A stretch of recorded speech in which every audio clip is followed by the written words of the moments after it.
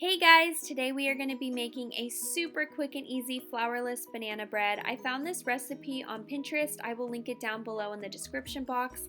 I did tweak it to my own personal preference, but you guys can follow it however you'd like. I love this recipe because it works well for people who have gluten-free restrictions and people who don't have gluten-free restrictions, and it still tastes delicious. I'm going to start off by throwing all of my very ripe bananas in a bowl. If I were you guys, I would throw all of your ingredients in a blender and blend it together because it is a lot quicker and a lot easier, and your hand does not get exhausted from mixing. I'm also going to add in 100% real peanut butter. On the ingredients, it's just dry roasted peanuts and salt. It's really important to look on your ingredients with peanut butter because a lot of peanut butter has sugar in it, unfortunately. I got this brand from Trader Joe's. It's the creamy version.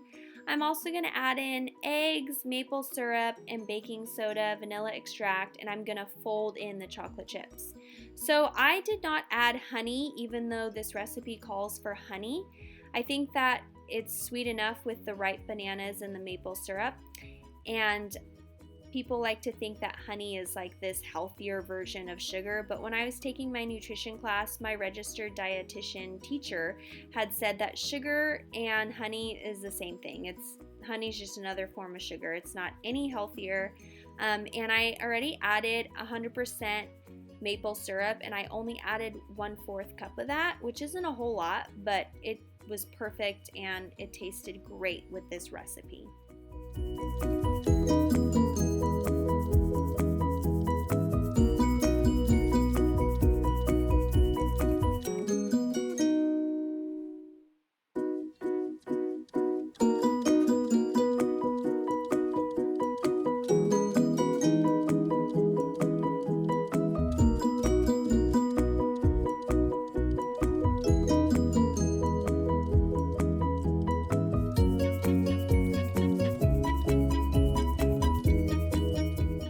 If you guys have 100% vanilla extract, I would use that because that's always really great instead of using the imitation vanilla extract. And like I said, I threw in some baking soda, and as you can tell, it's a lot to mix. That's why the blender comes in handy. So it has you blend everything together, and then you're just gonna fold in the chocolate chips. So don't follow my example because I just mixed them in. I didn't really fold them in. Folding them in would be if you take a spatula and you're literally just kind of folding the batter over the chocolate chips. And if you're not a huge fan of chocolate, what you could do is you can throw the batter in a loaf pan and then just sprinkle a couple chocolate chips on top of it so it's not as chocolatey. This kind of almost turned out to be like a fudgy banana bread. Yeah, turned out interesting. So the baking process on this was a little bit trying. I mean, it was a trial and error. I preheated my oven to 350 degrees, even though the recipe calls for 400 degrees. I would not do 400. That just seems way too high. And I didn't have cupcake tins, so all I had were these silicone shaped piggy mats. I got them for Christmas a couple years ago.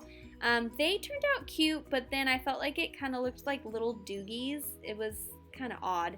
So I would suggest to throw your batter in a loaf pan and put foil over it because it steams it and it cooks it. So what I did was I threw my batter in the pan, I put foil over it, and I lowered the temperature down to like 250, and I just had it cook for like 30 minutes, and it turned out way better than these little piggies. Don't they look weird? They just look like little poops. They just don't look very appetizing at all, and they have like major squished faces. So throw it in a loaf pan. You'll find it to be way better that way. This is how it turned out. It's not burnt, it's just a caramelized top, and it was really delicious. I hope you guys like this, and comment below, and don't forget to subscribe. Thanks, guys!